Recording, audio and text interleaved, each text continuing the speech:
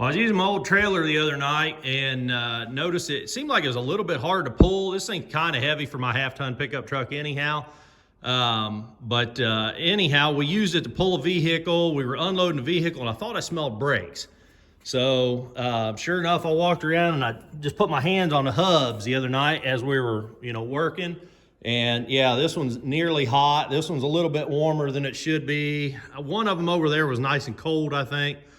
So anyhow, we got something going on out here with these hubs, brakes, whatever. So I got it in the shop today. You can see I got it on jack stands. So this one here, listen to this. That ain't spinning as free as it should and something's dragging in there. I'm not super concerned about that, but this one here, that's taking a good bit of force to turn that over. So I think that brake's dragging in there. I don't know what's going on with that one. I'm gonna go ahead and pop these wheels off, do some investigating. I'll let you guys know what I find. All right, so I'm digging into this first one here. And again, this one wasn't too bad. It was dragging a little bit. And so to get into this thing, of course, you remove the wheel. The dust cap needs to come off. A couple of taps with a hammer. Be gentle with it. Don't beat the heck out of your dust cap. Pop that dust cap off, and behind it, of course, is a cotter pin with a castle nut. Behind that is a washer and a bearing, and that comes out.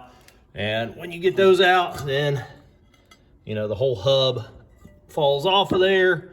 So anyhow, the seal looks good. I wiped it with a rag. A little bit of sort of oozing grease, not a big deal. Drum looks good. All the wear surface looks good on the drum, inside and out there. So all this looks good. The pad's got decent life left in them. And but if you look down here, like, oh, what's going on here? This pad is starting to delaminate. So this needs to be replaced. But what can happen is this sucker, this edge of this pad can grab and jerk up. And when it does, it could snap the pad material. And then that comes up and jams jams between the drum and the other pad, which are super tight tolerance in there. So if you break a piece of this off, sometimes it sort of flies up, jams in everything, and you'll lock your wheel up. So then you got a bad problem. Okay, so got the other one off. Same thing, dust cap, cotter pin, castle nut, washer, bearing, and then the whole hub falls off and everything. Again, looks good inside. Wear surfaces look pretty good. Nothing really jumps out at me there. Went ahead and wiped down the edge of the seal. Seal still feels real good. Of course, we'll check the bearings. We'll wash them up, clean them up, repack them, that sort of stuff, both sides. But the very first thing I did notice when I pulled that assembly off there, look here. Look at that. That is exactly what I talked about, sort of, with that other side. So this one is completely delaminated. This fiber material should be glued to that metal backing, and the delaminated, I guess is what the word you want to use there, and just rolled right around inside the drum. Luckily, it didn't break and bind, because I have seen those before. And like I said, that'll leave you on the side of the road when a chunk of it breaks off and gets bound in there real hard. But this had the potential to do that. If that edge would have sort of jumped up over there and laid double thick there, I'd have been in real trouble on the side of the highway. So I am glad I got home. All right, so we got a box, and it's been a few days, but you'll remember that I need a set of shoes. Well, I went inside the other day and I'm looking for, I need 4 sets of shoes. I go inside and I look up, start pricing stuff, talk to a dealer, looking online. Long story short, one set of shoes at the dealer is $65. Or I can get a backing plate and everything for $90-something. It's like 96 or 98 bucks. Man, 98 bucks times 4, that's a little expensive. And $60-some just for 2 shoes seems like a lot. So anyhow, I'm researching online. Amazon's got some pretty good deals on this stuff. These appear to be a very common size of shoes. So when I measured the drum inside, and it's 12 inches across, and then the shoe lining is 2 inches wide. So there's a lot of reference to a 12 by 2 set. So these are, I guess, are considered 12 by 2, 12 inches in diameter, and the pad is 2 inches wide. They're held on by 5 bolts, and they're not uniformly spaced around the axle. So if we look straight on the axle, they're almost uniform, but that bottom, the distance between those 2 bolts is a little different. So anyhow, I got on Amazon and ordered the entire unit, you know, backing plates and everything. It's supposed to have been $160 some for everything. And I ordered the manual adjustment. Now you can see this one has a cable in it. This is the auto adjust.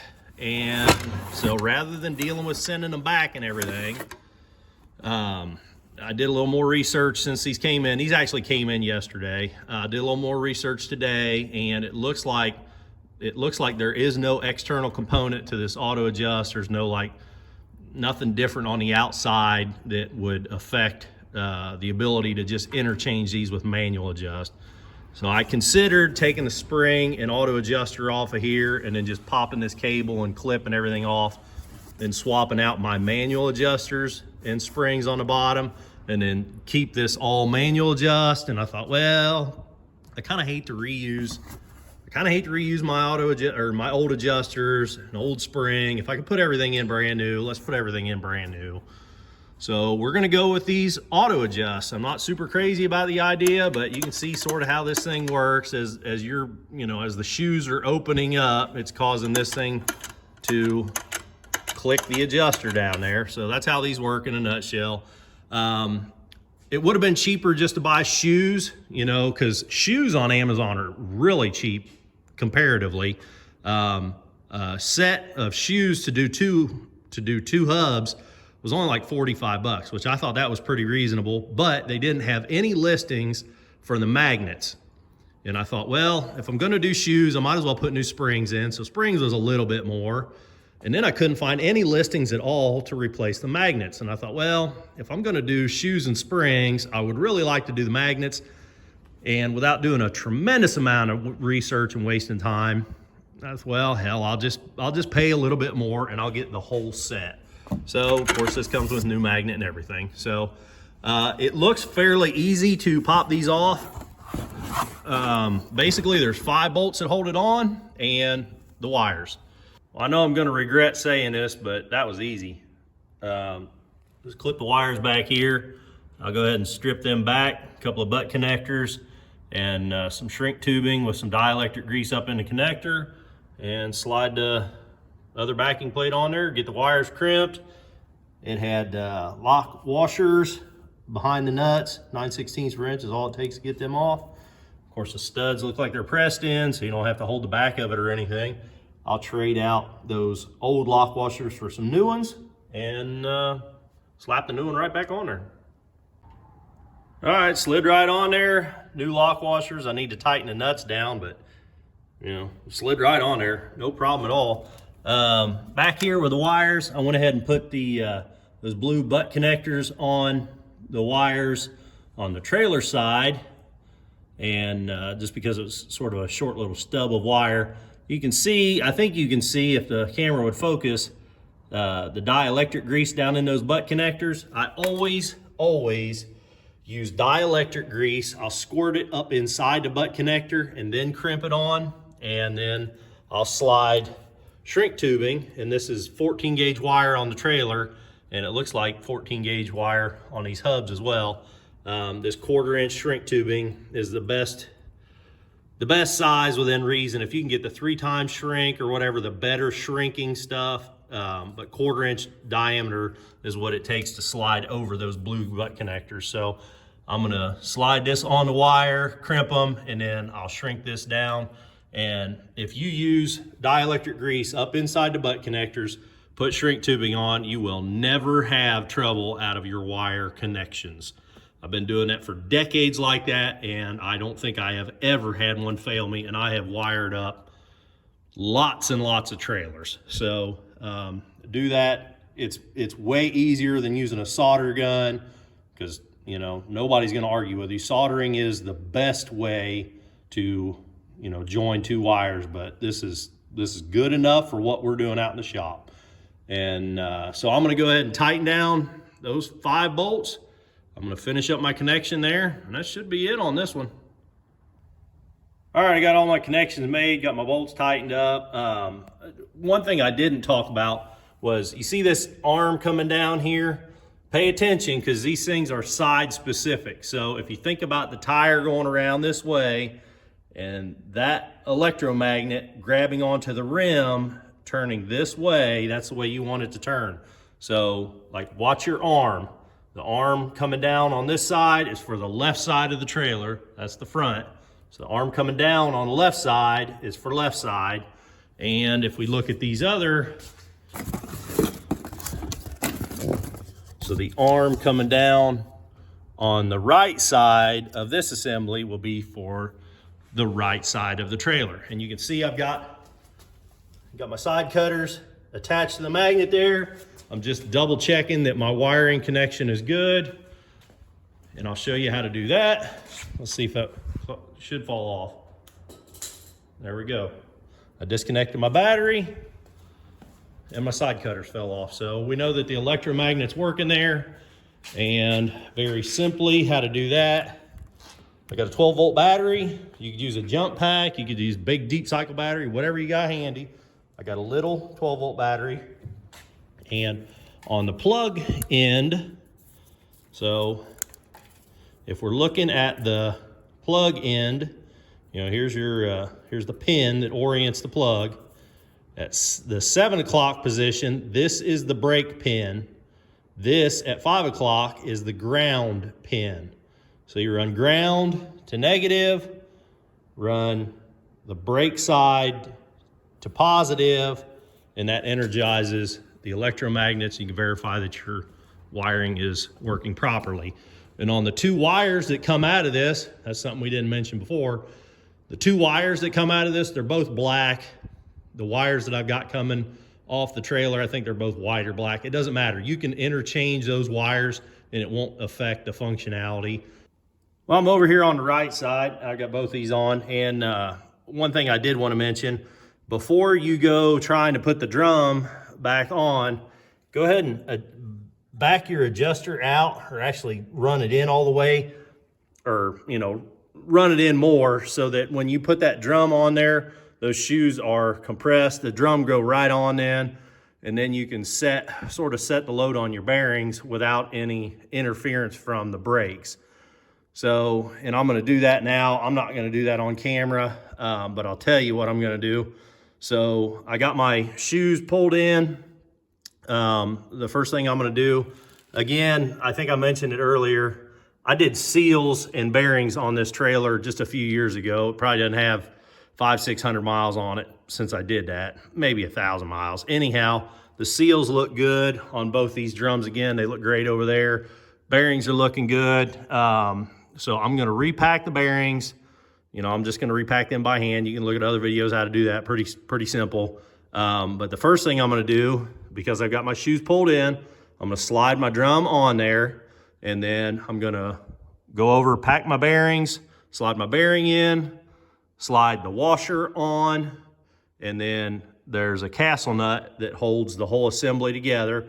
Crank the castle nut in, go ahead and spin the drum until, and tighten that castle nut, keep tightening it up, very small increments, until you start to feel a resistance on that drum, and then back that castle nut off just enough to get your new cotter pin, and go ahead and put a new cotter pin in. Don't reuse the old one if you can help it. Put your new cotter pin in to retain that castle nut, and then you'll crawl up under there, and I'll show you the backing plate. After we get that far on both of these, I'll show you how we're gonna adjust the adjuster for this initial adjustment, and then hopefully that'll be the last adjustment we have to make on these. All right, well, we've got the little bit of load set on the bearings there, and if I spin this thing all the way around, you can hear it just barely kissing that brake shoe. And actually, that's perfect. So fortunately, I don't need to climb up there and adjust them, but I'm gonna show you how to do it. This one is the same way. This one's got just a touch more drag. But if we'd have had to adjust them, this is how we would do it. Climb up under here, bring yourself a flathead screwdriver.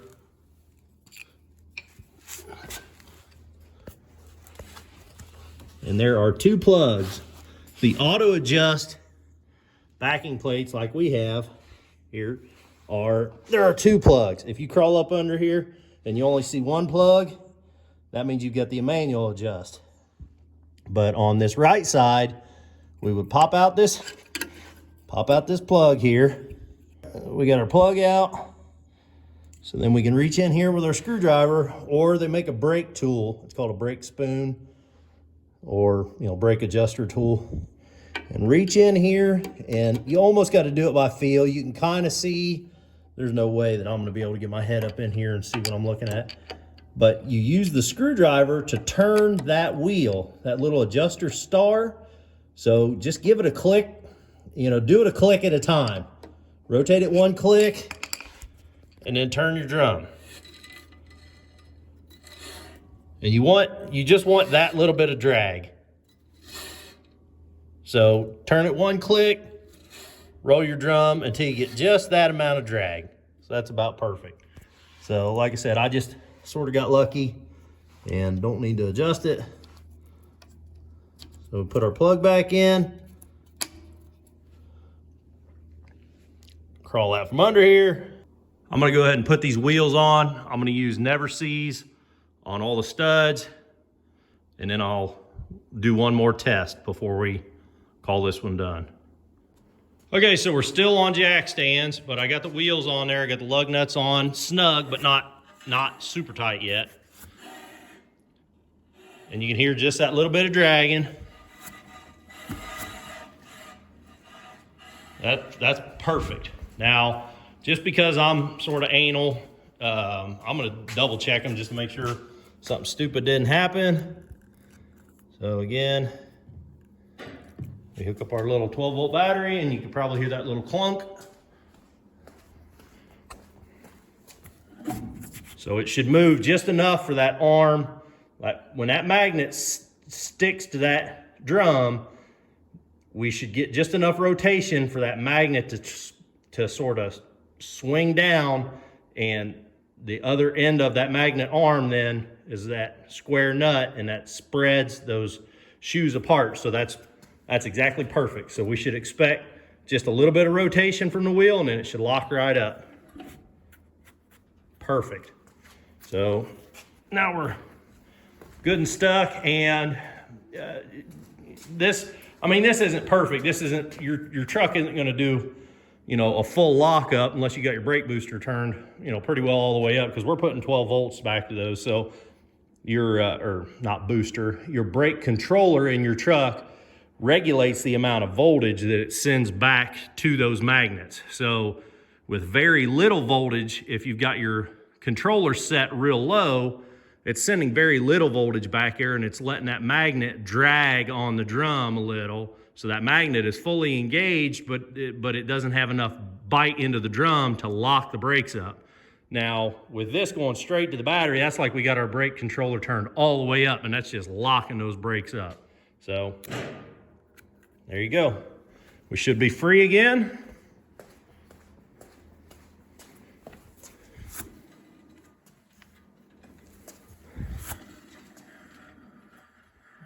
Okay.